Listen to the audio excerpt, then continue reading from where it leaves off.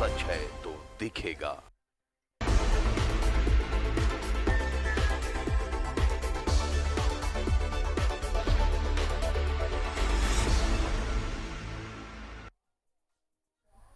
नमस्कार, 11 स्पेशल के साथ मैं हूं दीपक कुमार। कोरोना की दूसरी लहर कहर बरपा रही है। जी हां, कोरोना के इस दूसरे लहर ने लोगों को जिस रफ्तार से अपनी चपेट में लिया है, वो आंकड़े डराने वाले हैं। लोग अनजाने डर से इतना डरे हुए हैं कि सामान्य जुकाम और बुखार भी कोविड संक्रमण का खतरा लग रहा है। ऐसे में चिकित्सक भी लगातार ये सलाह दे रहे हैं कि ये समय पैनिक होने का नहीं है। समझदारी, सतर्कता और संयम से नियमों के पालन करने का है। इसलिए घबराइए नहीं, सतर्क रहिए और दूसरों को भी जागरूक करिए। ये रिपोर्ट देखिए। कोरोना वायरस के नए स्ट्रेन ने लोगों की चिंता बढ़ा दी है। चूंकि कोरोना की दूसरी लहर में लक्षणों में काफी बदलाव देखा जा रहा है, ऐसे में लोगों के मन में तमाम तरह के सवाल भी पैदा हो रहे हैं। इस बार ये वायरस सीधे आपके फेफड़ों तक पहुंच रहा है और जब तक लोगों को इस बारे में पता चलता है, तब तक काफी देर हो चुकी होती है। हैरानी की बात यह है कि इस बार फेफड़ों को नुकसान पहुंचाने के बाद ही कोरोना के लक्षण दिखाई दे रहे हैं। और अगर आपको भी ऐसे लक्षण दिख रहे हैं, तो आपको घबराने की जरूरत नहीं है, बल्कि सही समय पर अपना इलाज कराने की जरूरत है। कोरोना के नए लक्षणों के बारे में बात करें तो आंखों का लाल होना, शरीर में कमजोरी आना, सिर दर्द होना, डायरिया, बदन दर्द हो तो आपको अपने डॉक्टर से बात जरूर करनी चाहिए। और चलिए अब जान लेते हैं कि कैसे कर सकते हैं बचाव। ऐसे में बचाव ही एकमात्र प्रभावी उपाय हो सकता है। केवल आपातकालीन स्थिति में ही अपने घरों से बाहर निकलें। बाहर जाते समय अच्छी तरह से फिट मास्क का प्रयोग करें। डबल मास्किंग का प्रयोग ज्यादा सुरक्षित माना जा रहा है। इसके अलावा सोशल डिस्टेंसिंग के नियमों का पालन करें और लोगों के ज्यादा संपर्क में आने वाले सतहों को छूने से बचें। अपने हाथों को नियमित रूप से धोएं और साफ करें। अगर आपको कोविड-19 के लक्षण हैं, तो फौरन जांच कराकर अपने चिकित्सक से सलाह लें। सजगता, बचाव और उचित इलाज से कोरोना संक्रमित हुए लोग तेजी से ठीक हो रहे हैं। संक्रमित होने पर घबराएं नहीं, बल्कि अपना मन मजबूत रखें। डॉक्टर से सलाह लें, उचित इलाज कराएं। ऐसा कर कोरोना को आसानी से हराया जा सकता है। Bureau report, news 11 Bharat. तो ये समय पैनिक होने का नहीं है, सतर्क रहने का है और जो नियम सरकार की ओर से जारी किए गए हैं, उनका पालन करने का है। दो बहुत ही कारगर तरीके हैं इस संक्रमण से बचाव के। एक तो आप मास्क पहन कर रहें, घर से बाहर तभी निकलें जब बहुत जरूरी है, और दूसरा वैक्सीनेशन, जो फिलहाल 45 साल से ऊपर के उम्र के लोगों को लगाया जा रहा है, लेकिन 1 तारीख से ये 18 साल के ऊपर के सभी लोगों को उपलब्ध कराया जाएगा। और झारखंड सरकार झारखंड वासियों के लिए मुफ्त में वैक्सीन उपलब्ध करा रही है। कई तरह की अफवाहें फैल रही है, कई तरह के भ्रांतियां फैलाई जा रही हैं, कई तरह से लोगों को मिसगाइड किया जा रहा है। और ऐसे में लोगों को बचाने के लिए, लोगों को पूरी पुख्ता जानकारी देने के लिए हम इस 11 स्पेशल में अलग अलग जगहों से अलग अलग चिकित्सकों से जुड़ेंगे, जो लगातार कोरोना संक्रमितों का इलाज कर रहे हैं। वो देख रहे हैं कि किस तरह से कोरोना संक्रमित प्रभावित हो रहे हैं, किस तरह से उनकी तबीयत ज्यादा बिगड़ रही है और किस तरह से कुछ संक्रमित इस बीमारी को मात देकर ठीक होकर घर लौट रहे हैं। फिलहाल हम वैद्यनाथ धाम का रुख करेंगे। बाबा नगरी देवघर से हमारे साथ डॉक्टर गौरी शंकर जी जुड़े हुए हैं, उनसे बात करेंगे। गौरी शंकर जी, स्वागत है आपका हमारे इस खास कार्यक्रम में। नमस्कार गौरी शंकर जी, सबसे पहले तो हम चाहेंगे आप हमारे दर्शकों को ये बताएं कि पिछले लहर में जो ये दूसरा लहर बताया जा रहा है, ये कितना घातक है या फिर इसमें क्या समस्याएं पिछले बार से अलग है? पिछली बार जो संक्रमण का रेट था वो काफी कम था हमारे झारखंड में जी। और इस बार संक्रमण की जो दर है बहुत ज्यादा है, बहुत एक मरीज से बहुत ज्यादा लोग संक्रमित हो जा रहे हैं। और जो लक्षण है इस बार पुराने लक्षणों के अलावा, सर्दी खांसी शरीर में दर्द के अलावा कुछ लोग दस्त के साथ भी आ रहे हैं जी। एक दो दिन पतला पैखाना होता है, पेट में हल्का मरोड़ होता है, दर्द होता है, बुखार होता है और सर्दी खांसी उन्हें नहीं होती जी। आंखों में कभी लालिमा आती है, किसी के हाथ पैर में भी रंग में परिवर्तन आता है, ग्रे कलर का हो जाता है। तो इन सब बातों पे भी ध्यान देने की आवश्यकता है जी।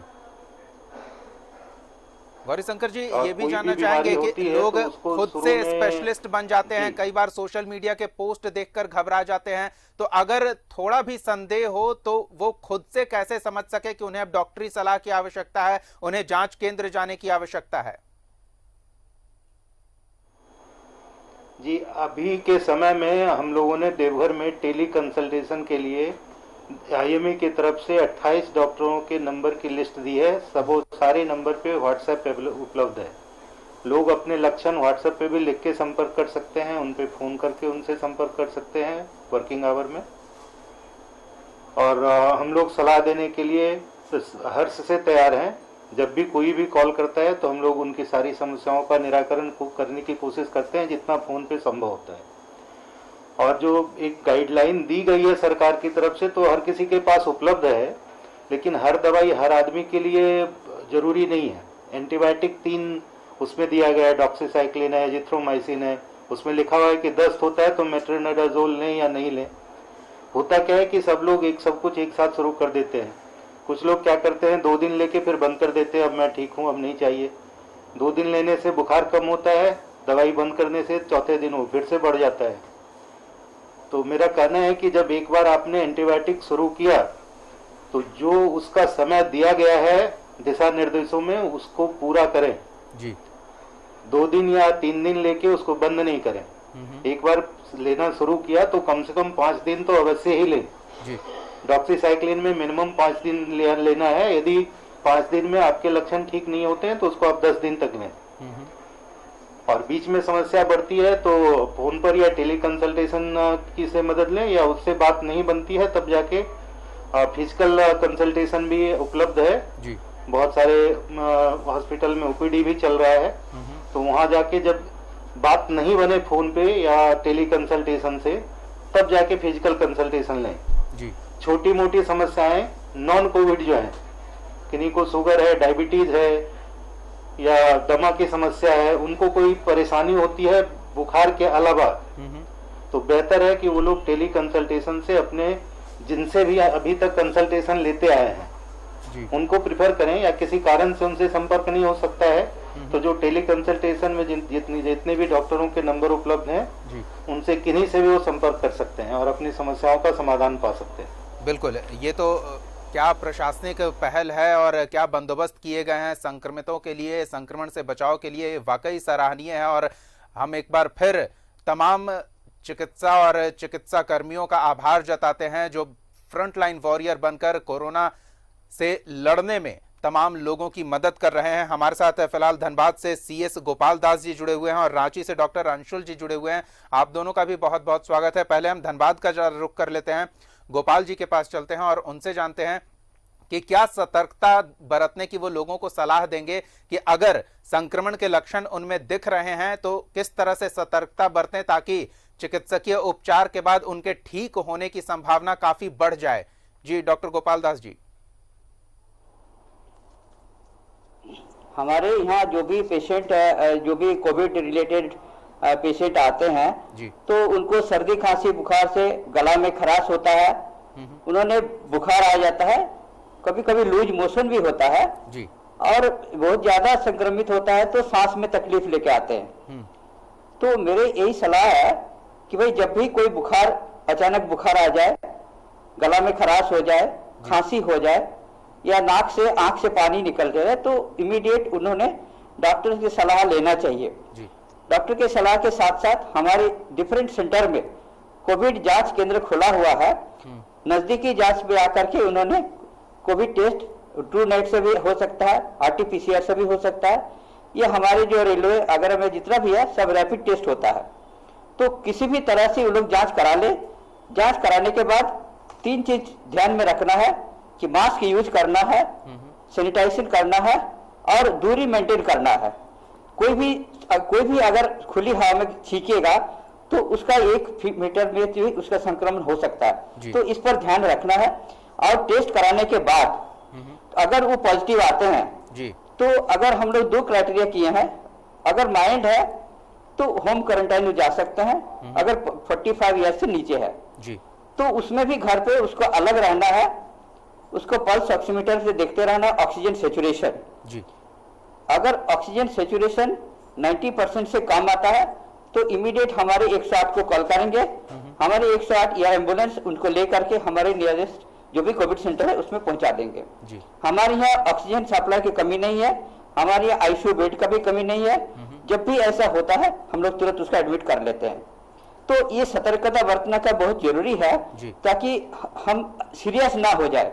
अभी का स्थिति यह है जो सेकेंड म्यूटेशन चल रहा है, इसमें लंग्स फेफड़ा पर ज्यादा संक्रमित हो रहा है। तो उसमें अगर पॉजिटिव नहीं भी आता है तो काफी पेशेंट जो है सीरियस सांस में तकलीफ लेके चले आते हैं और तुरंत वो सीरियस हो जाते हैं। तो हम लोग उसको हाई ऑक्सीजन फ्लो सेचुरेशन में रखते हैं और वेंटिलेटर का बहुत कम ही जरूरत होता है। वेंटिलेटर में जाते हैं तो बहुत ही सीरियस हो जाते हैं, लेकिन हाई फ्लो नेजल कैनुला से अगर हम लोग ऑक्सीजन देते हैं तो वो बहुत अच्छा रिजल्ट उसका होता है और स्वस्थ होकर हो जाते हैं। जी, ये एक बहुत अच्छा ऑब्जर्वेशन गोपाल दास जी आपने बताया, जो शायद अन्य चिकित्सकों के लिए भी कारगर होगा। वो भी ऑब्जर्व कर रहे होंगे कि किस तरह से इस संक्रमण से लड़ा जाए ताकि अधिक से अधिक संक्रमितों को सुरक्षित घर वापस भेजा जा सके।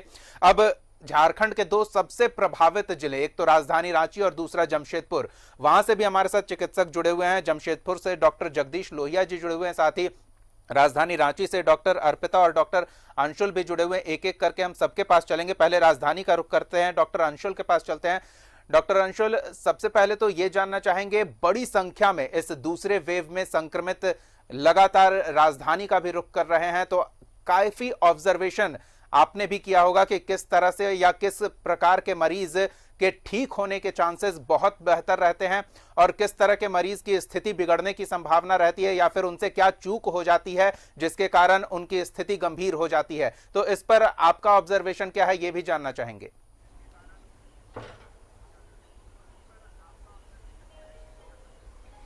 जी, काफ़ी अच्छा प्रश्न है आपका। इसमें मैं ये कहना चाहूँगा कि राजधानी रांची में काफ़ी जिलों से और अगल बगल प्रदेशों से पेशेंट्स आ रहे हैं और जहाँ तक हमारा अनुभव रहा है अभी तक, तो तीनों तरह के केसेस आ रहे हैं जो सरकारी गाइडलाइन के अनुसार माइल्ड, मॉडरेट और सीवियर, तीनों टाइप के केसेस हमारे पास आ रहे हैं।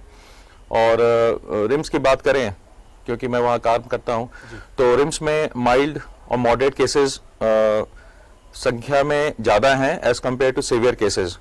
और थोड़ा पैनिक है इस चीज़ को लेके कि भाई पेशेंट्स ये सोच रहे हैं कि हम माइल्ड भी अगर हैं और पेरिफेरी में हैं तो बेहतर चिकित्सा सुविधा के लिए वो रिम्स या रांची आ जा रहे हैं। तो ये मेरे हिसाब से थोड़ा इसको हमें देखना होगा, क्योंकि माइल्ड केसेस सरकारी दिशा निर्देशानुसार घर पे भी मैनेज हो सकते हैं। आप देखते होंगे अखबारों में या इलेक्ट्रॉनिक मीडिया से सब जगह ये पहुंचाया जा रहा है कि भाई आप घर पे रहें, सुरक्षित रहें। कुछ दवाइयां हैं जो आप घर पे भी लेके आप स्वस्थ रह सकते हैं, अपने को मॉनिटर कर सकते हैं और ज़रूरत पड़ने पे जो आप आसपास के जो भी चिकित्सा संस्थान है वहां जाके आप मदद ले सकते हैं। जहां तक मॉडरेट या सीवियर केसेस का सवाल है, हाँ, उनको ऑब्जर्वेशन के लिए और जो सीवियर केसेस है उनको बेहतर चिकित्सीय आईसीयू सुविधा के लिए हम प्रीमियर टर्शियरी इंस्टीट्यूट में या टर्शियरी सेंटर में जैसे कि रिम्स में या और भी जो प्राइवेट या सरकारी में संस्थान जहाँ पर आईसीयू की सुविधा उपलब्ध है वहाँ शिफ्ट कर सकते हैं। मॉडरेट केसेस में भी हॉस्पिटल बेड दे के ऑब्जर्वेशन किया जा सकता है और सरकारी गाइडलाइन के अनुसार अगर 3 दिनों में फीवर नहीं आया है और कोई खास लक्षण नहीं दिख रहा है और इवन अगर पेशेंट पॉजिटिव है लेकिन हाँ सिम्टम उसको नहीं है, तो उसको हम घर भेज सकते हैं ताकि वो घर पे अपना क्वारंटीन रहे और घर पे ऑब्जर्वेशन में रहे। उसके बाद निश्चित अवधि के बाद फिर से दोबारा टेस्ट करा के नेगेटिविटी जांच करके हम आगे प्रोसीड कर सकते हैं। जहां तक सीवियर केसेस पे मैं आता हूं, सीवियर केसेस को यथोचित आईसीयू सुविधा उपलब्ध होनी चाहिए, चाहे वो वेंटिलेटर के फॉर्म में हो, चाहे वो NIV या नॉन इन्वेजिव वेंटिलेशन के फॉर्म में हो, चाहे और जो अच्छी दवाइयां हैं या जो कारगर दवाइयां हैं जो सिद्ध हुई हैं कि कोरोना में अच्छा काम कर रही हैं, उनको चलाने की जरूरत पड़ सकती है। हाँ, माइल्ड टू मॉडरेट केसेस में जरूरत नहीं है आपको आईवी इंजेक्शन या ऐसे कोई एडवांस ट्रीटमेंट की, तो वो हम लोग मैनेज कर सकते हैं घर पे या फिर ऑब्जर्वेशन में, शॉर्ट ऑब्जर्वेशन पीरियड में। जी डॉक्टर अंशुल, आपने दवाओं का जिक्र किया, तो क्या आमतौर पर लोग सर्दी बुखार या जो डायरिया वाले सिम्टम्स है उसके लिए खुद से दवा खरीद लेते हैं स्टोर से और खुद से खा लेते हैं, तो इस समय में क्या ये करना सही होगा या फिर डॉक्टर से सलाह लेना जरूरी है?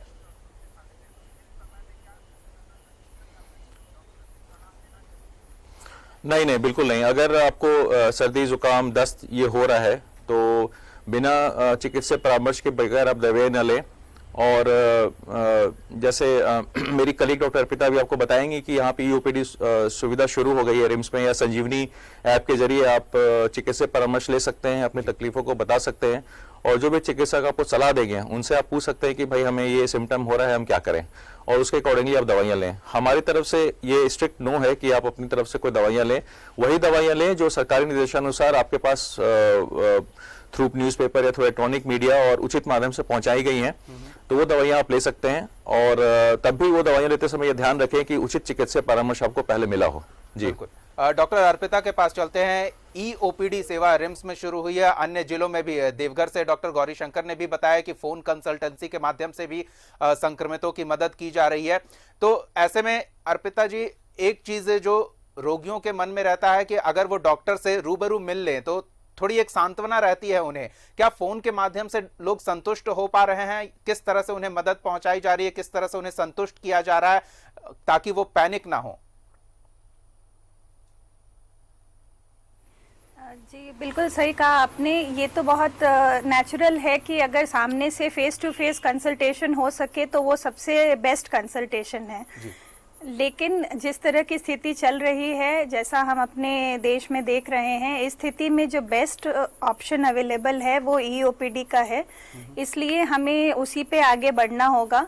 इट इज़ नॉट, अभी इस समय ये संभव नहीं है कि फेस टू फेस कंसल्टेशन सारे किए जा सके, इसलिए दो तरह से ईओपीडी यहाँ पे रिम्स में चलती है। एक तो रिम्स की टेलीफोनिक ईओपीडी है जिसमें मरीज 10 से 12 के बीच में कॉल कर सकते हैं, और वो रिम्स के डॉक्टर्स उन्हें फिर 1 बजे के बाद कॉल करके खुद से उन्हें कॉल बैक करते हैं, उनकी प्रॉब्लम्स पूछते हैं, ज़रूरत पड़ने पे वीडियो कॉल करते हैं और प्रिस्क्रिप्शन लिख के भेजते हैं। दूसरा तरीका ई संजीवनी का है, जो एक गवर्नमेंट ऑफ इंडिया का इनिशिएटिव है, बहुत सारे प्रदेशों में चल रहा है। झारखंड में 1 मई 2020 में चालू किया गया था और तब से चल रहा है। उसमें हम लॉग इन कर सकते हैं और जो डॉक्टर अवेलेबल है उससे video consultation at the same time कर सकते हैं। तो अभी के लिए यही बेस्ट पॉसिबल ऑप्शन है, जिससे कि ना तो पेशेंट को संक्रमण होगा और न ही डॉक्टर को भी कम होने के चांसेस हैं, और क्रॉस कंटामिनेशन होने के चांसेस बहुत कम हैं बिटवीन डिफरेंट और मरीजों के बीच में, डॉक्टर के बीच में। और ये चेन तोड़ने के लिए यही एक सोल्यूशन है जिससे लोग पैनिक भी ना करें कि उन्हें परामर्श नहीं मिल पा रहा है, एट द सेम टाइम उन्हें जो बेस्ट कंसल्टेशन पॉसिबल है वो मिल सके। और जब से टेलीमेडिसिन की गाइडलाइंस नेशनल मेडिकल काउंसिल ने पिछले साल रिलीज़ की हैं मार्च 2020 में, टेलीमेडिसिन अब एक कारगर टेक्निक है जिससे कि कंसल्टेशंस देश में किए जा सकते हैं। बिल्कुल। डॉक्टर अर्पिता, रिम्स पर भी काफी दबाव है, यहाँ के चिकित्सकों पर कितना दबाव है ये भी हम समझ सकते हैं। कोविड सर्किट की मुख्यमंत्री ने आज से शुरुआत की है, तो इससे भी संक्रमितों को काफी मदद मिलेगी। सबको ये चाहता है कि वो हायर सेंटर में पहुंचे और राजधानी का सबसे बेहतर अस्पताल रिम्स ही है, तो अब रिम्स पर कुछ दबाव कम होगा और मरीजों को बेहतर सुविधा भी उपलब्ध होगी। जो रिम्स के बाहर एम्बुलेंस की कतार लगी हम देखते थे वो भी अब कुछ कम होगी। बिल्कुल, कोशिश यही है पूरे प्रशासन की, देश के और प्रदेश के प्रशासन की, कि कैसे इस लोड को कम किया जाए, डिस्ट्रीब्यूट किया जाए, जो जहां है उसे वहीं पे इलाज मिल जाए जिसकी उसे ज़रूरत है।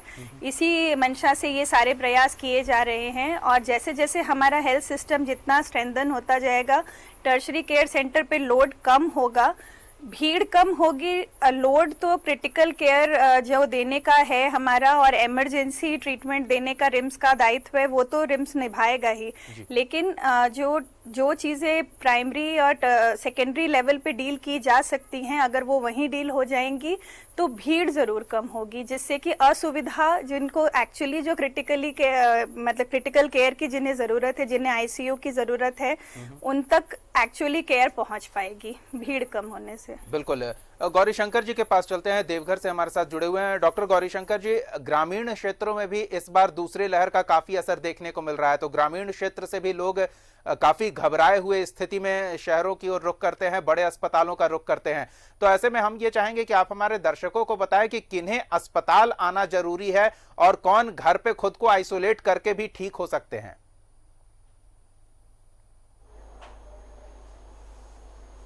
जिनको जैसे ही परेशानी शुरू होती है वैसे ही जो फोन कंसल्टेशन की सुविधा है उसका फायदा उठाना चाहिए जी। और उस पर बात करनी चाहिए और जो सलाह दी जाती है उस पर अमल करना चाहिए। यदि बुखार ठीक नहीं होता है, डोलो 650 जो पैरासीटामोल है या 50 किलो से कम वजन है तो 500 मिलीग्राम पैरासीटामोल से भी काम चलता है। 6 घंटे के अंतर पे उसको लिया जा सकता है जी। यदि बहुत तेज बुखार है और 6 घंटे के अंदर दोबारा बुखार आ जा रहा है तो ठंड पानी में कपड़ा भिंगा के पट्टी दे सकते हैं, पूरे शरीर को पोंछ सकते हैं।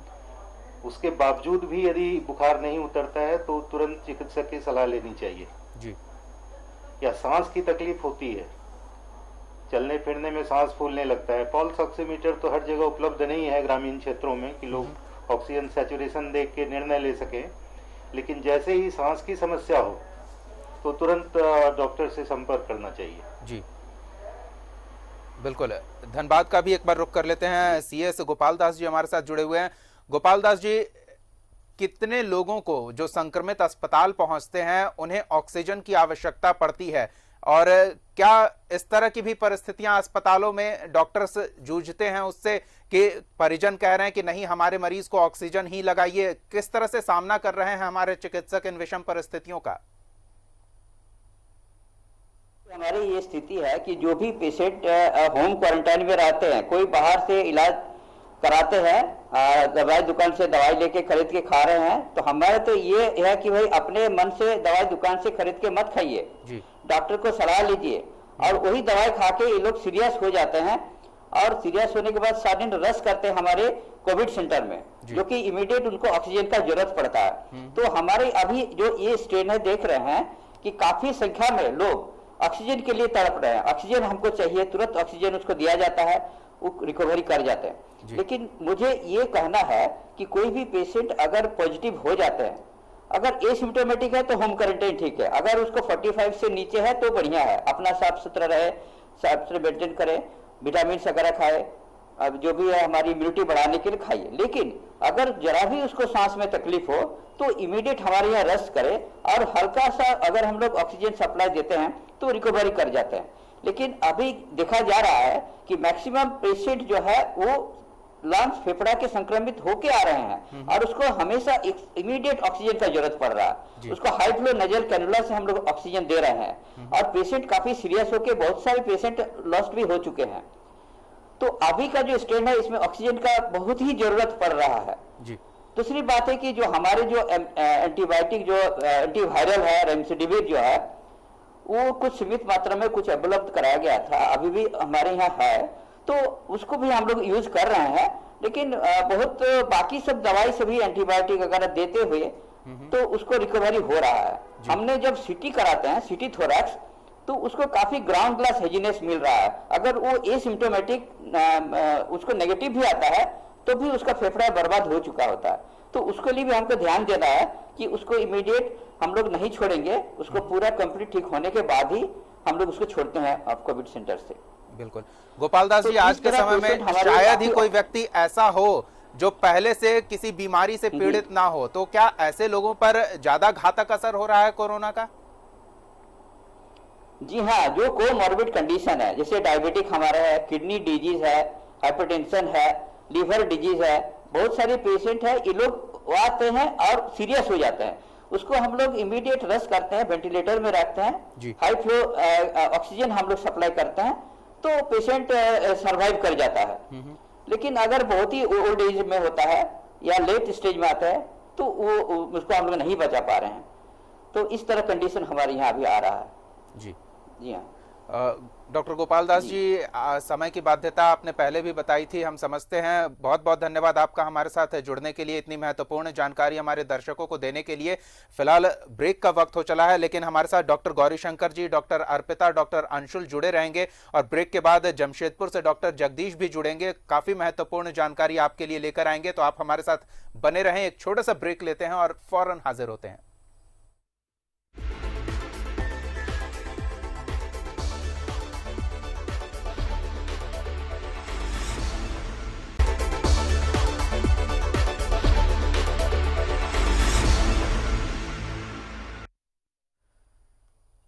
ब्रेक के बाद स्वागत है आपका। हम कोरोना संक्रमण पर बात कर रहे हैं, चिकित्सकों से सही और सटीक सलाह ले रहे हैं ताकि आपको मदद मिल सके।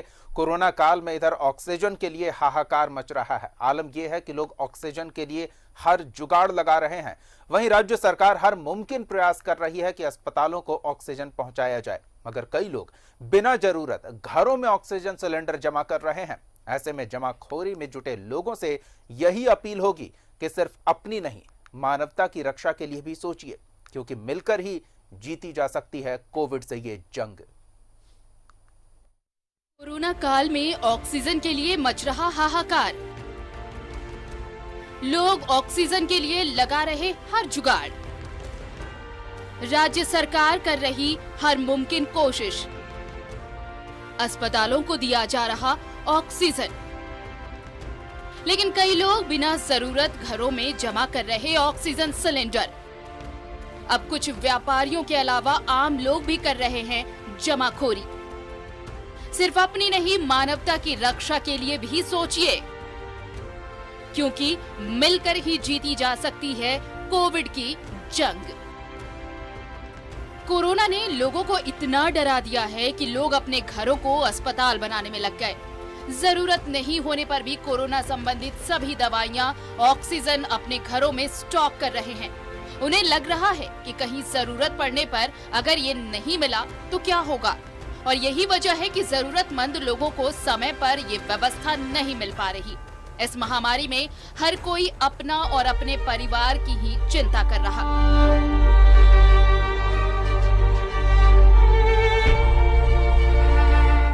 एक भाई हैं रंजीत सोनी, कोकर में है, उनका 77% ऑक्सीजन बच रहा है।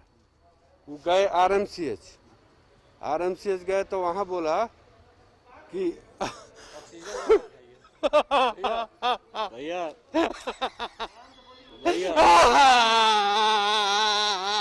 भैया बहुत अच्छा ना कि आरएमसीएच में बोला गया है, वहाँ पे कहा गया कि आप ऑक्सीजन लेकर के आइए, ऑक्सीजन हमारे पास में नहीं है, आप ऑक्सीजन लेकर के आइए, उसके बाद से आपका इलाज होगा। यही है झारखंड सरकार का अस्तित्व। ये आप हम लोग झारखंड में रहना मतलब तो आपको एडमिट करेंगे हम, नहीं तो आप अपना जाइए घर। अब बताइए भैया, हम ऑक्सीजन कहाँ से लाए? हम लोग मेडिकल विभाग से नहीं है, हम लोग कहाँ से लेंगे? अब ब्लैक में यहाँ ऑक्सीजन बिक रहा है, ठीक है, मिलेगा तब न लेंगे। यहाँ का स्थिति है। हम भाई को बैठाए कि जाओ मरवाड़ी भवन में मिल रहा है, कुछ नेता लोग बंटवारा है। कमाई का जरिया बन गया भैया कोरोना जो है कमाई का जरिया बन गया। मैं बोलता हूँ, मैं ओपन ये बोलना चाहता हूँ कि देखिए पैसा लेकर के पैसा से हम लोग ले करके भाई को उपलब्ध कराएंगे। मैं अपने मोबाइल से, लेकिन यहाँ कोई ताला बंद है, कोई पूछने वाला नहीं है, कोई माई बाप नहीं है। जो भी नेता है यहाँ झारखंड का, सब लूटने का कार्य कर रहा है, कोई किसी पब्लिक जनता को देखने वाला नहीं है। इस महामारी में जहां लोगों को एक दूसरे की मदद करनी चाहिए, वहीं लोग सिर्फ अपना अपना देख रहे हैं। लेकिन अस्पतालों में अपनी जान और अपने परिवार की परवाह किए बगैर ये चिकित्सक लोगों की सेवा कर रहे हैं। कालाबाजारी कुछ व्यापारी भी कर रहे हैं, जिनके लिए ये आपदा अवसर बन गया है। सरकार लाख कोशिशें कर रही है, लेकिन बढ़ता संक्रमण स्वास्थ्य व्यवस्था को बेपटरी कर रहा है। भले ही स्वास्थ्य विभाग, जिला प्रशासन लाख बड़े बड़े दावे कर रहा हो, बावजूद लोगों को घर से लेकर अस्पताल तक ऑक्सीजन के किल्लत का कहीं ना कहीं सामना करना पड़ रहा है। रांची के सदर अस्पताल का कोविड वार्ड है और देखिए जो परिजन हैं, जो कोरोना के संक्रमित मरीज हैं, वो लंबी लाइन में खड़े हैं, उन अपनी बारी का इंतजार कर रहे हैं ताकि उन्हें ऑक्सीजन सिलेंडर मुहैया हो सके और उस ऑक्सीजन सिलेंडर के सहारे उनका और उनके परिजनों का सांस जिंदा रहे, सांस बच सके। लोग जो कि अपने घरों में हैं, होम क्वारंटीन में हैं, जिनका ऑक्सीजन लेवल लगातार घटता जा रहा है, ऑक्सीजन सिलेंडर उन्हें मुहैया नहीं हो पा रहा है। अचानक से ऑक्सीजन की खपत बढ़ जाने के कारण लोगों को आसानी से ऑक्सीजन नहीं मिल पा रहा। अस्पतालों से लेकर घर में रख रहे लोगों में ज्यादातर गंभीर संक्रमितों को ऑक्सीजन की जरूरत पड़ रही है। राज्य में ऑक्सीजन की कोई कमी नहीं, लेकिन ऑक्सीजन के वितरण में थोड़ी समस्या जरूर आ रही है। उम्मीद है कि जल्द ही सरकार इस समस्या को खत्म कर देगी, लेकिन इसके लिए आम लोगों को जागरूक होना पड़ेगा। रांची से न्यूज़ 11 भारत के लिए सहयोगी अभय के साथ सत्यव्रत किरण की रिपोर्ट। तो हालात कितने विकट परिस्थितियों का सामना करने को मजबूर कर रहे हैं लोगों को, और ये कुछ ऐसे लोगों की वजह से हो रहा है जो सक्षम हैं, जो पैसे वाले हैं, जो ऑक्सीजन सिलेंडर अफोर्ड कर सकते हैं और उन्होंने अपने घरों में ऑक्सीजन सिलेंडर रखा है, जिसकी वजह से अस्पतालों में ऑक्सीजन सिलेंडर की कमी हो जा रही है। और जो जरूरतमंद हैं, जो ऐसे सक्षम नहीं हैं कि ऑक्सीजन सिलेंडर एक व्यक्ति के लिए अफोर्ड कर सकें, वो इन दुश्वारियों का सामना करना पड़ रहा है उन्हें। हमारे साथ डॉक्टर जगदीश लोहिया जमशेदपुर से भी जुड़ चुके हैं और साथ ही डॉक्टर अंशुल और डॉक्टर अर्पिता जुड़ी हुई हैं। एक बार जमशेदपुर का रुख करते हैं। डॉक्टर जगदीश जी, जमशेदपुर राजधानी रांची के बाद दूसरा सबसे ज्यादा प्रभावित है इस दूसरे लहर से। ऐसे में किस तरह की परेशानियां लोगों को अमूमन झेलनी पड़ रही है और क्या सलाह लोगों को देंगे किस तरह से वो इस संक्रमण से सुरक्षित घर वापस ठीक होकर लौट सकें?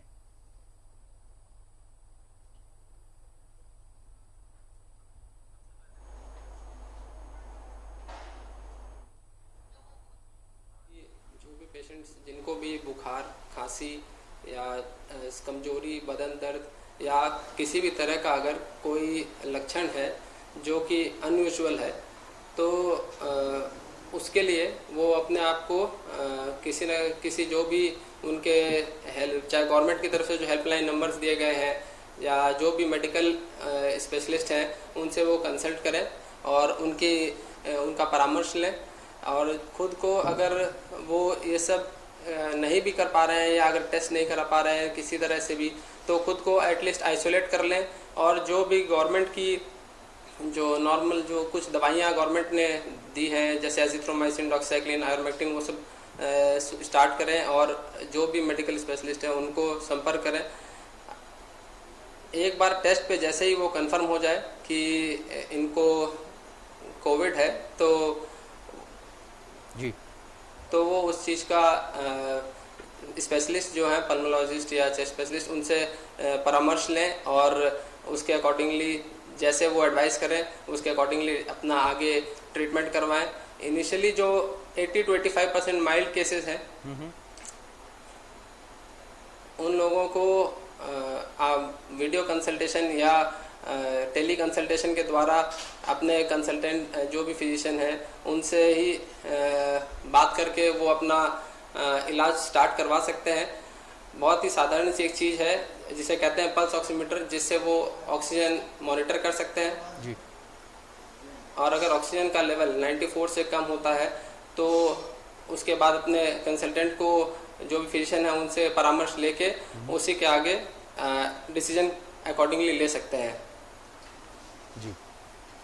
अगर उन्हें हॉस्पिटलाइजेशन की ज़रूरत है या उन्हें हॉस्पिटल में आने की ज़रूरत है या वहाँ पे घर पे रह के ट्रीटमेंट हो सकता है, उस चीज़ का वो आगे फैसला ले सकते हैं, जिस तरह से उनकी परेशानियाँ भी कम रहें और उनको बाहर आने की, घर से बाहर आने की ज़रूरत कम से कम पड़े। बिल्कुल, हम फिर आएंगे आपके पास डॉक्टर जगदीश जी। डॉक्टर अंशुल के पास चलते हैं। डॉक्टर अंशुल, क्या कोई भी व्यक्ति ऑक्सीजन ले सकता है या फिर अगर जरूरत नहीं है तो ऑक्सीजन लेने से नुकसान भी हो सकता है क्या?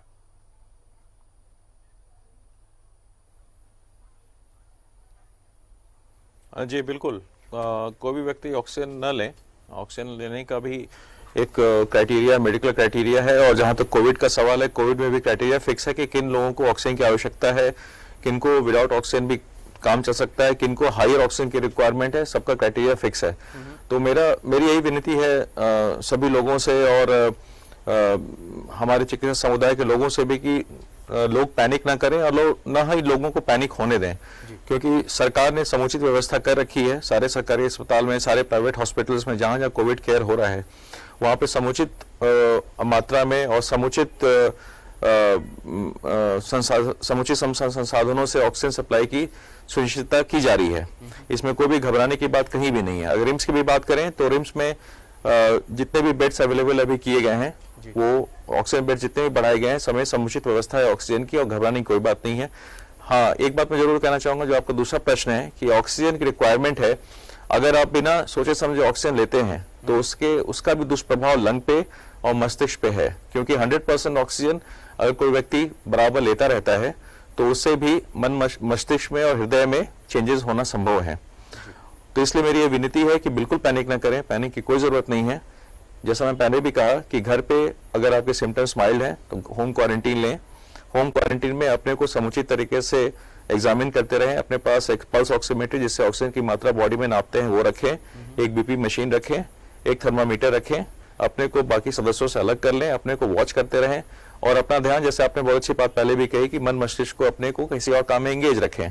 बाकी और भी जो विधियां हैं, जैसे प्राणायाम हुआ, या फिर हमारी तरफ से एक इंसेंटिव स्पायरोमेट्री नाम की एक छोटी सी मशीन आती है, 100, 200, 300 रुपए की मिलती है, उसको आप उठाते रहें, उससे आपकी लंग कैपेसिटी बनी रहेगी और आप एंगेज भी रहेंगे। ये सब कुछ चीजें जो होम क्वारंटीन में लोग कर सकते हैं। अगर आप जमाखोरी कर रहे हैं, ऑक्सीजन सिलेंडर घर पे रख रहे हैं, तो आप बाकी लोगों का भी सोचिए कि जिनके पास संसाधन नहीं है, जिनके पास पैसा है, जिनके पास संसाधन है, वो खरीद लेते हैं, लेकिन ऐसे हमारे और भी भाई बहन हैं जिनके पास ये संसाधन नहीं है, उनका क्या होगा। तो कृपया करके जमाखोरी बिल्कुल ना करें। ऑक्सीजन की समुचित व्यवस्था गवर्नमेंट ने की है, सरकार ने की है। झारखंड सरकार की तरफ से भी जितने भी अस्पताल हैं सब में समुचित व्यवस्था है। और हम एज अ डॉक्टर और एज अ ट्रीटिंग डॉक्टर मैं यही सलाह दूंगा सभी को कि बिल्कुल पैनिक की जरूरत नहीं है। अपने सिम्टम को वॉच करते रहें, चिकित्सा परामर्श लें और कोई जमाखोरी किसी भी तरह की ना करें। आपके लिए अस्पताल 24 घंटे खुले हुए, हम आपकी सेवा में तत्पर हैं, तो कोई घबराने की बात नहीं है। बिल्कुल। डॉक्टर अर्पिता के पास चलते हैं। डॉक्टर अर्पिता, ऑक्सीमीटर की बात हो रही है, तो आज के समय में हर एक दूसरे व्यक्ति की जेब में ये उपकरण है और हर 1-2 घंटे के बाद व्यक्ति अपना ऑक्सीजन लेवल नापता ही रहता है। लेकिन मैं आपसे ये जानना चाहता हूं कि सोशल मीडिया पर इस तरह के कई पोस्ट भी आ रहे हैं जिससे व्यक्ति अपने ऑक्सीजन लेवल को बढ़ा सकता है, तो ये पोस्ट कितने सटीक हैं और क्या ये उपाय वाकई कारगर होते हैं? अगर कारगर कोई उपाय है तो उसके बारे में भी आपसे जानकारी चाहेंगे। जी, आई एम वेरी सॉरी, मैंने तो ऐसे कोई उपाय नहीं देखे हैं सोशल मीडिया पे जी। जो ये आपके ऑक्सीजन कैपेसिटी को बढ़ा सके।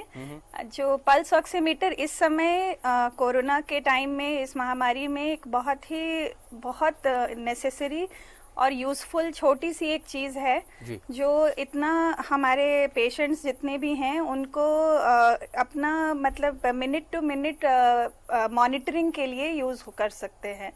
लेकिन ज़रूरत पड़ने पर ही, अनावश्यक ही दिन भर ऑक्सीमीटर देखने की भी ज़रूरत नहीं है। जिनको सिम्टम्स हैं, जो कोरोना टेस्टेड पॉजिटिव आ गए हैं, वो अपना सैचुरेशन लेवल देखें कि वो 90% से नीचे न जाए। जब तक 90% से ऊपर सैचुरेशन है तो होम आइसोलेशन में रहकर प्रॉपर ट्रीटमेंट ले सकते हैं। तो ये पल्स ऑक्सीमीटर मेनली जो पॉजिटिव पेशेंट्स हैं या जिनको सिम्टम्स हैं, और फिर सिम्टम्स होने के बावजूद अगर नेगेटिव आ रहा है टेस्ट में, ऐसा भी आजकल देखा गया है कि कुछ RT-PCR टेस्ट में सारे सिम्टम्स होने के बावजूद भी पेशेंट नेगेटिव आ रहा है, तो उस वजह से भी वो लोग जिनको सिम्टम्स हैं, चाहे टेस्ट से नेगेटिव भी हैं, वो भी अपना ऑक्सीजन सैचुरेशन हमेशा मतलब टाइम टू टाइम चेक करते रहना चाहिए उनको। अदर देन दैट जिनको कोई सिम्टम्स नहीं है या उनका कोई टेस्ट पॉजिटिव नहीं है, उन्हें कोई ज़रूरत नहीं है कि वो पल्स ऑक्सीमीटर से अपना day to day test check करें। बिल्कुल। बट हाँ, लंग्स कैपेसिटी बढ़ाने के लिए बलून फुलाना, गुब्बारा फुलाना एक बहुत अच्छी एक्सरसाइज है जो घर बैठ के की जा सकती है, जो बेसिकली हमारी लंग कैपेसिटी को थोड़ा बढ़ा सकती है। बिल्कुल। डॉक्टर अर्पिता, आपने कहा कि आपने ऐसा किसी सोशल मीडिया पोस्ट के बारे में नहीं सुना है, लेकिन 2 चीज़ों के बारे में जो काफ़ी वायरल हुआ है वो एक है कि कपूर, अजवाइन और लौंग की पोटली बनाकर उसे सूंघना तो उससे ऑक्सीजन लेवल बढ़ता है, एक है पेट के बल लेटना। इस तरह के पोस्ट काफी वायरल हो रहे हैं, तो ये क्या सही जानकारी है या फिर लोगों को भ्रम में डाला जा रहा है? नहीं, पेट के बल लेटना तो साइंटिफिकली प्रूवन है कि ये यूजफुल है। और अगर पेट के बल लेटते हैं, एक तकिया को पैरों के नीचे, एक को पेट के नीचे और कंधे के नीचे रख के, और 10 से 15-20 मिनट भी अगर पेट के बल लेटते हैं तो उससे लंग कैपेसिटी, ऑक्सीजन लेने की कैपेसिटी जरूर बढ़ेगी। जो आपने दूसरी बात बताई उसके बारे में मुझे कोई जानकारी नहीं जी। तो मतलब वो यूं ही लोगों को सांत्वना देने के लिए किया जा रहा है कि लोग डरे नहीं शायद, या फिर इस वजह से लोग डर रहे हैं और सिम्टम्स को नजरअंदाज कर रहे हैं।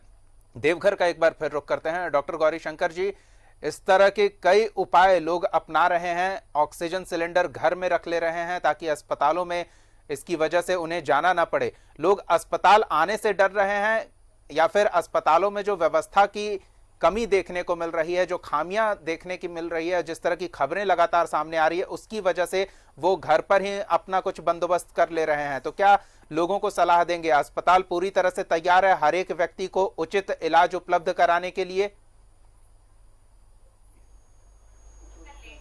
उधर से ही करना।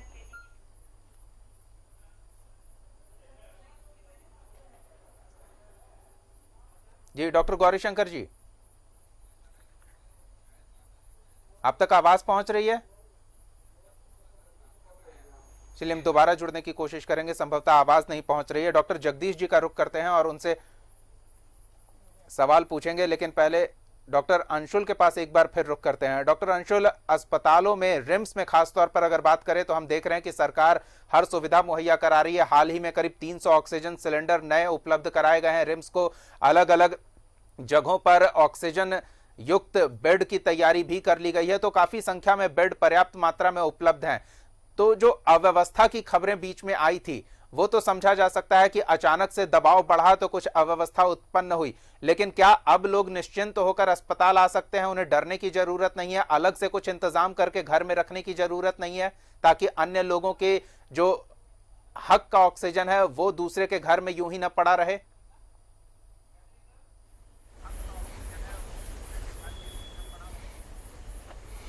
जी बिल्कुल। देखिए, जो आपने कहा कि शुरुआती कह सकते हैं कि जैसे अर्थक्वेक के पहले एक शॉक होता है, वो उस टाइप का था। लेकिन हाँ, हमारी सरकार और रिम्स प्रशासन ने समुचित तैयारी की है इस बीच। और जैसे आपने कहा कि ऑक्सीजन बेड्स बढ़ाए गए हैं और सपोर्टिव बेड्स भी बढ़ाए गए हैं, तो निश्चित तौर पे हम कह सकते हैं कि घबराने की, पैनिक करने की कोई बात नहीं है। समुचित व्यवस्था है यहाँ पर। जिन मरीजों को रिक्वायरमेंट है उनको वो रिक्वायरमेंट मिल रही है। हम पूरी तरह से कोशिश कर रहे हैं और प्रशासन और सरकार पूरी तरह से कोशिश कर रही है कि ऑल चीजें स्ट्रीमलाइन हो जाए ताकि वेटिंग पीरियड कम हो, पेशेंट रिसाइकलिंग ज्यादा हो, ज्यादा से ज्यादा बेड क्रिएट हो, और जो पेशेंट्स ऑलरेडी बेड्स पे हैं उनको जल्द से जल्द ठीक करा के हम स्टेप डाउन से फिर घर भेज सकें। तो ये पूरा प्रयास हमारा है। और जमाखोरी, जैसे मैंने पहले भी कहा कि ऑक्सीजन घर पे रखने की आवश्यकता नहीं है। ऑक्सीजन रखना भी खतरे से खाली नहीं है। अगर आप घर पे ऑक्सीजन रखते हैं तो वो ऑक्सीजन भी इनफ्लेमेबल होता है, ज्वलनशील पदार्थ है वो। खुदा न खास्ता घर पे या कहीं आपने अपने गोडाउन में रखा है और उसको आप यूज करने का सोच रहे हैं, और कुछ भी अगर खुदा न खास्ता कुछ होता है, चिंगारी लगती है, कुछ भी एक्सीडेंट हो सकता है, वहां पे विस्फोट हो सकता है। तो ऑक्सीजन जैसी चीज जो है वो एक प्रॉपर केयर में और एक प्रॉपर इंस्टीट्यूशनल केयर में रहने वाली चीज है, जहां पे रेगुलर सप्लाई, रेगुलर मॉनिटरिंग हो। आपने अभी सुना होगा कि एक दो जगह हमारे ही रांची में अभी आज सवेरे के न्यूज में आया था कि किसी एक निजी अस्पताल में ऑक्सीजन लीक की समस्या हुई। तो जब अस्पतालों में लीक एक समस्या हो सकती है और उसके लिए टेक्नीशियन की आवश्यकता पड़ सकती है, तो आप सोच सकते हैं कि घर में जहां पर एक कॉमन आदमी एक ऑक्सीजन सिलेंडर रख रहा है, उसको अगर वो प्रॉपर केयर में ना रखे और प्रॉपर उसकी जानकारी ना हो, तो ये एक न्योता है किसी भी एक्सीडेंट के लिए। और पता चला कि मतलब जान जोखिम में चली गई या लेने के देने पड़ गए। तो मैं ये दोबारा से कहना चाहूंगा कि आप अस्पताल आए, कोई भी ऐसी दिक्कत होती है तो चिकित्सक परामर्श लें और अपने कंडीशन के अनुसार से घर पे या अस्पताल आए। घर आप कुछ भी हो, आप अस्पताल आके बात कर सकते हैं, मिल सकते हैं। ऐसे हमारा ट्रॉमा सेंटर जो इंटीग्रेटेड कोविड सेंटर है वो 24/7 चलता है। हमारे वार्ड जितने भी सरकार ने बनाए, रिम्स प्रशासन जितने भी बेड्स उपलब्ध कराए, वहाँ पे 24 घंटे डॉक्टर्स रहते हैं। आप उनसे बात कर सकते हैं कि भाई मेरी ये सिम्टम मैं क्या करूँ, एक उचित परामर्श ले लें। अगर जरूरत पड़ेगी तो एडमिट किया जाएगा, जरूरत नहीं है तो घर भेजा जाएगा। जमाखोरी बिल्कुल ना करें, खासकर ऑक्सीजन की तो बिल्कुल ना करें। बिल्कुल, ऑक्सीजन की जमाखोरी बिल्कुल ना करें, ये एक सबसे महत्वपूर्ण सलाह है आज के समय में। और लोग सचेत रहें, अगर वो दूसरे की हकमारी कर रहे हैं तो शायद इसका खामियाजा उन्हें भुगतना पड़ सकता है। डॉक्टर जगदीश का रुख करते हैं, जमशेदपुर से हमारे साथ बने हुए हैं। डॉक्टर जगदीश, काफी संख्या में लोग अस्पताल के बाहर इलाज के लिए तड़पते नजर आए। अब क्या स्थिति में कुछ सुधार हुआ है या फिर संभावना क्या दिख रही है आने वाले 2-4 दिनों में? क्योंकि अब स्वास्थ्य सुरक्षा सप्ताह के तहत काफी आवागमन पर रोक लगा दिया गया है और बीते 2 दिनों में ही हमने देखा है कि जो संक्रमितों का आंकड़ा है या फिर जो मृतकों का आंकड़ा है उसमें करीब 40% की गिरावट आई है। तो आने वाले 2-4 दिनों में हम कुछ बेहतर उम्मीद कर सकते हैं?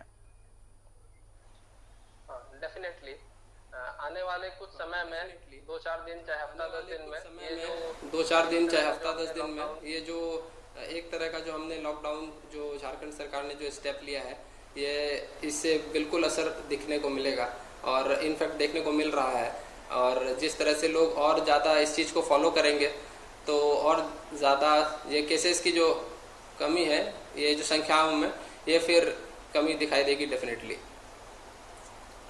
बिल्कुल, तो कमी देखने को मिलेगी, ये एक अच्छा संकेत है। स्वास्थ्य सुरक्षा सप्ताह कारगर होता दिख रहा है। डॉक्टर गौरी शंकर का भी रुख कर लेते हैं और उनसे भी यही जानना चाहेंगे कि ये स्वास्थ्य सुरक्षा सप्ताह कितना कारगर है और जो लोग इस दौरान लापरवाही बरत रहे हैं वो खुद को, अपने परिवार वालों को और अपने समाज के आसपास के लोगों को कितनी मुसीबत में डाल रहे हैं। जी गौरी शंकर जी। जी, स्वास्थ्य सुरक्षा सप्ताह का तो सकारात्मक असर अभी तक दिखा है और आगे भी उम्मीद है कि काफी सुधार होगा जी। और जो आम लोग अभी भी सावधानी नहीं बरत रहे हैं उनसे मेरी अपील है कि वो लोग पूरी सावधानी बरतें, भीड़ भाड़ वाली जगहों पे न जाएं। यदि जाते हैं तो मास्क जरूर लगाएं और कपड़े वाला मास्क की अपेक्षा यदि सर्जिकल मास्क हो जी और वो 2 मास्क लगा लें तो ज्यादा सुरक्षित रहेंगे और उनके अगल बगल के लोग भी सुरक्षित रहेंगे। बिल्कुल।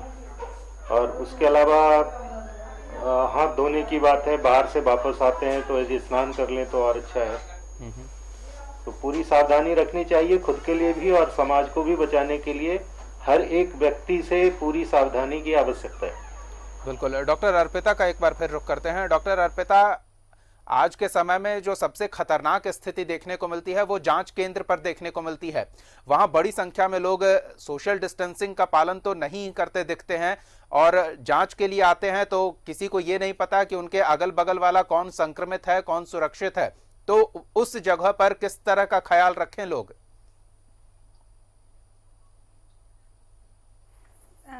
जी बिल्कुल, जांच केंद्र पे भीड़ थोड़ी हो जा रही है, लेकिन हमें बेसिकली डिस्टेंस अपना 2 गज की कम से कम दूरी मेंटेन करनी है, मास्क लगाना है और जब वहाँ से आएँ तो हाथ ज़रूर धोना है। और यही मैसेज है, यही संदेश है जो 1 साल से हम लोग सब आपस में शेयर कर रहे हैं और सिर्फ इन्हीं का पालन करने से ही आज की डेट में भी हम कोरोना से जंग लड़ सकते हैं और जीत सकते हैं। बिल्कुल। सभी हमारे जितने मेहमान हैं सबसे एक सवाल जरूर पूछना चाहूंगा कि बच्चों को लेकर किस तरह की सतर्कता बरती जाए, क्योंकि काफी संवेदनशील स्थिति में बच्चे होते हैं। तो डॉक्टर अर्पिता, आपसे शुरू करना चाहेंगे, बच्चों को लेकर परिवार वाले, माता पिता किस तरह की सतर्कता बरतें? जी, बच्चों को वैसे ये जो एक महामारी का टाइम आया है, बच्चे इस पिछले 1 साल में बहुत ज़्यादा कंडीशन हो गए हैं। वो ये बात समझ गए हैं कि कोरोना है और इससे ये प्रॉब्लम्स हो सकती है अगर वो बाहर जाएंगे, क्योंकि आप लोगों के माध्यम से, सोशल मीडिया के माध्यम से, न्यूज़ चैनल्स के माध्यम से बच्चे भी इस चीज़ को लेके बहुत अच्छी तरह से कंडीशन हो गए हैं। तो वो ये बात अब समझने लगे हैं, ऐसा नहीं है कि वो नहीं समझ रहे हैं। तो बेसिकली बच्चे खुद अपना भी बचाव करना चाहते हैं। अब वो इस चीज़ की गंभीरता को, इस बीमारी की समझते हैं और हमें उनको बेसिकली बस काउंसिल करना है कि कैसे वो मतलब अपने को प्रोटेक्ट कर सकते हैं। बाहर तो बिल्कुल नहीं जा सकते, बच्चों को हम एक्सपोज नहीं कर सकते हैं, इसमें कोई डाउट नहीं है। तो उनका एक्सपोजर एकदम नील के बराबर रहना चाहिए। बट घर में भी जितना हो सके, अगर पेरेंट्स बाहर से आते हैं तो वो बच्चों से पहले आते ही कांटेक्ट ना करें। बाहर से कोई भी आए तो वो बच्चों से फिजिकली कांटेक्ट ना करें और पहले हाथ धो लें और चेंज करने के बाद ही बच्चों से कांटेक्ट में आए, जिससे कि उनको उनके थ्रू बच्चों को ट्रांसमिट ना हो पाए ये वायरस। डॉक्टर अंशुल, अगर घर अलग है तो ये सावधानी बरतना आसान है, लेकिन अगर सोसाइटी में है, बच्चे मचलते हैं अपने दोस्तों के साथ खेलने के लिए, बड़े बच्चे भी कई बार बैठकी लगाए नजर आते हैं, गपशप करते नजर आते हैं, तो इससे भी बचने की आवश्यकता है।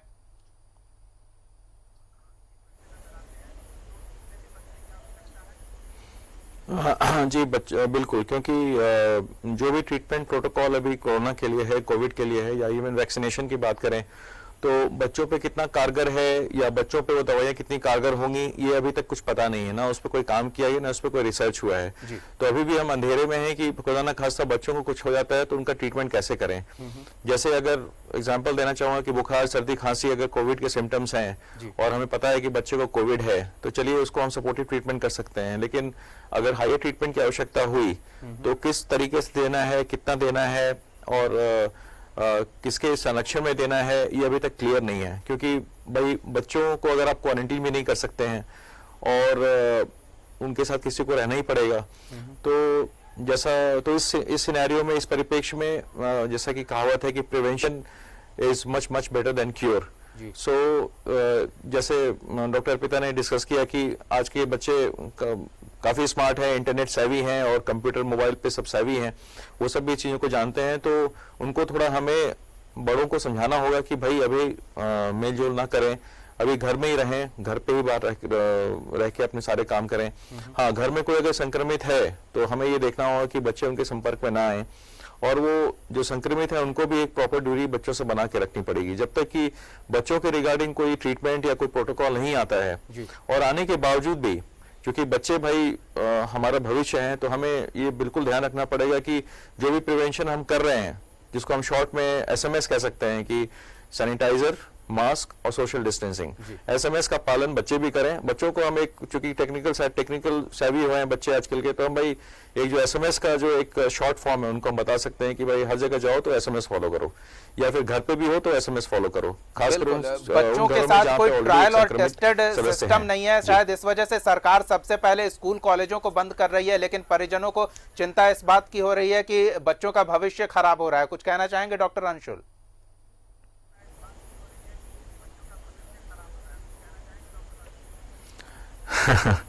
देखिए, जान है तो जहान है, और ऑनलाइन क्लासेस चल रही हैं और बच्चे घर में अपने बड़ों के साथ हैं, तो वहाँ भी कुछ ना कुछ पढ़ाई हो रही है। हाँ, ये बात तो सही है कि पिछला एक वर्ष, और हो सकता है कि ये वर्ष भी बच्चों के लिए एकेडमिक वाइज उतना फ्रूटफुल ना रहे, लेकिन हाँ, एक तरह से समझा जाए कि ये हेल्थ का इन्वेस्टमेंट है। हम अभी इन्वेस्ट अपने हेल्थ में करेंगे तभी हमारे बच्चे कल के लिए सुरक्षित रहेंगे। बिल्कुल। तो एक बार फिर न्यूज़ 11 भारत तमाम चिकित्सकों को जो हमारे साथ जुड़े हुए हैं और जो हमारे साथ बिना जुड़े हुए अपने कार्य का निष्पादन कर रहे हैं, कोरोना संक्रमितों का इलाज कर रहे हैं, फ्रंटलाइन वॉरियर्स के तौर पर बिना डरे, बिना झिझके हर व्यक्ति को चिकित्सकीय सुविधा उपलब्ध करा रहे हैं, उन सबको आभार जताने के साथ साथ आप सबका बहुत बहुत धन्यवाद। अपना कीमती वक्त आपने हमें दिया, बहुत बहुत धन्यवाद हमारे साथ जुड़ने के लिए और इतनी महत्वपूर्ण जानकारी देने के लिए। तो 11 स्पेशल में फिलहाल इतना ही। हमने आपको बहुत ही महत्वपूर्ण जानकारी उपलब्ध कराई है तमाम जगहों से, विशेषज्ञ चिकित्सकों से जो लगातार संक्रमितों का इलाज कर रहे हैं। उन्होंने अपने ऑब्जर्वेशन साझा किए हैं, किस तरह से आप सुरक्षित रह सकते हैं, इस संक्रमण से बच सकते हैं, और अगर संक्रमित हो गए तो किस तरह से आप सुरक्षित ठीक होकर घर वापस लौट सकते हैं। तो सबसे जरूरी है कि दिशा निर्देशों का सख्ती से पालन करें, घर से बाहर तभी निकलें जब बहुत जरूरी है, बिना मास्क के तो बिल्कुल ना निकलें, और सोशल डिस्टेंसिंग का पालन जरूर करें। सैनिटाइजर और साबुन का नियमित उपयोग भी करते रहें। 11 स्पेशल में फिलहाल इतना ही। आप देखते रहिए न्यूज़ 11 भारत।